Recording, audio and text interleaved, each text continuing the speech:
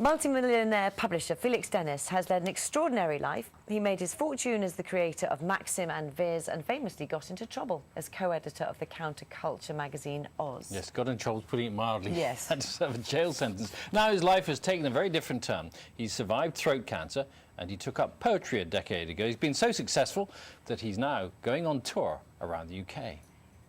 When outswept arms were fighter planes and rulers flashing swords, when cricket bats were Tommy guns and tigers garroting cords, when wooden crates were rocket ships and dustbin lids were shields, when cans and string were telephones and the back streets battlefields.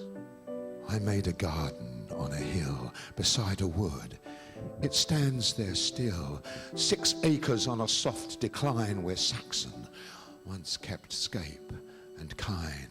Within I laid a maze of yew to lose myself and wander through, then hollowed out with cunning art new streams and ponds, then set apart an avenue of linden trees, wild grasses, flowers for the bees, an orchard plot of plum and pear, and mossy mounds from which to stare. Oh, Felix, very good morning to you. Thanks very much. You're going to tell us a poem as well, or read us a poem, whatever, in a few moments or so. You've had an amazing career. How did the poetry start? I've had an amazing life, never mind the career. How did the poetry start? It started, I was desperately ill 11, 12 years ago. With throat cancer? No, this was, I had something that was just as serious. And yes. I was in a Harley Street clinic, and I pinched a little pack of Post-it notes from the nurse's station and a biro, and you can't write a novel. So I just started to write verse. And from that moment, literally, my life was completely transformed. It was like those romantic moments when you walk into the restaurant and you see the person you're going to spend the rest of your life with. And I literally, in that hospital room, that clinic in Harley Street, I actually saw what I was going to spend the rest of my life with, and it's called English poetry. Well, but the late stage of an extraordinary life, because you started off as a sort of, what would we call it, anti-establishment rebel with Oz magazine, then you went into magazine publishing, and now you've been described by Tom Wolfe, no less, as the best poet writing in the English language. Did it come naturally to you? It comes very, very naturally, although some poems might take a year, 2, 3, 4, 5 to finish. Some poems are finished quite literally in 20 or 30 minutes. And since October 2000, which is when I started writing, I've written, nearly 1,500 poems. And that is a ridiculous output. And it was obviously pent up. This has obviously been building for decades. While I was doing all the silly things, making all that money, taking drugs and sex and rock and roll, misbehaving, and having a most fantastic time. Obviously, all this poetry was just building up. Yeah. And there was a lovely thing said about it by Robert Wood, who created the Wordsworth Trust. He's the modern creator of the Wordsworth Trust.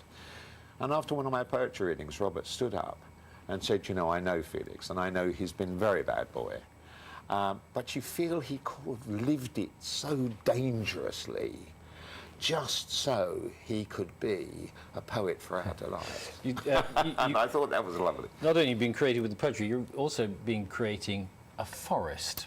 I have. And, which is a fascinating project. Tell us about it. I have. So 15 years ago, I met some wonderful people at the Tree Council. And they're just a marvellous charity. And I sat down with them and said, would it be possible to plant, not a wood, but a forest, 25,000 acres? And they said, well, where? In Scotland, certainly. And I said, no, near Birmingham. And they looked at me and said, you're mad. And I said, yes, I am mad, and I'm going to do it. And this summer, the Heart of England Forest Project, which anyone can go up on the web and look it up, the Heart of England Forest Project, this summer we plant our 1 millionth tree. We've passed our first 2,500 acres, so I've done 10% of what I set out to do. With luck, I'll get to 20% before I die, and then the charity will take over. And yeah, but the thing about trees is they take a long time to grow, don't they? So as you Yeah. say, you're not going to see this forest, are you? I suppose. No, but or you see the know, beginnings of it. You see it in wonderful thing about computers now. When we Yes. plan the forest, and they've got all these technical people, and you can see what the forest looks like in 10 years on the screen, then what it'll look like, you know, in 20 years, then in 100 years. So in a way, technology has allowed me to go through all the water meadows and all the ponds and all walking around the rides. Technology has allowed me to see my forest, even though I will be long, long gone. When you're on tour, there are all sorts of different shades of your poems to read. I mean, as the founder of Viz magazine, obviously there's some ribald material, or the publisher of Viz magazine, there's some ribald material in there, and one should warn people who are thinking of buying your book, there's some very interesting illustrations by Eric Gill. Yes, well, Eric Gill is one of our most famous artists, but certainly one of our most controversial. And in today's climate, there's no question he would have been locked up and put in prison. There's no question at all. Nevertheless, if you go to one of our greatest cathedrals, you will find he did all the Stations of the Cross. And outside the BBC, of course, in Portland Place, all those beautiful carvings of Ariel around that lovely old ocean liner design in the BBC radio and television. Right there, that's Eric Gill. And he did all of that carving. So, yes, I chose his illustrations because I collect Eric Gill. Yeah. I've collected Eric Gill ever since I started to get some money. Anyone who wants to see these illustrations and they don't want to buy the book, well, I hope they do buy the book, but if they don't, if you go out to felixdennis.com, you can get them all for absolutely nothing. I'm afraid to tell you, you can get all the poems and you can get all the illustrations for absolutely nothing. But if you want them in a hard copy, Yes, if you want a nice book, the interesting thing is you obviously you write where you've written the poem as well for every poem, so they all kind of come from different places. Is that like how you like to remember them? Yes, my poetry is very eclectic, to use the old word, the old-fashioned word. I mean, basically, it does cover the waterfront. You know, it is about, obviously, this book is called Love of a Kind. So obviously, it contains a lot about love and death and taking stock, because I thought I was going to die. Yeah. You know, I'm not joking with you now. You know, a year ago, I was a dead man. I was certain I was a dead man. And so this was my last book. Supposed to be. Love of a Kind was supposed to be my last book. Fortunately... Speaking of things you love, you're very fond of dogs. I am. A poem about dogs for us. Yes, I absolutely will. Now, let me see. Let's hope I don't freeze up on camera. Let's go. Okay. An old dog. An old dog is the best dog. A dog with rheumy eyes. An old dog is the best dog. A dog grown sad and wise.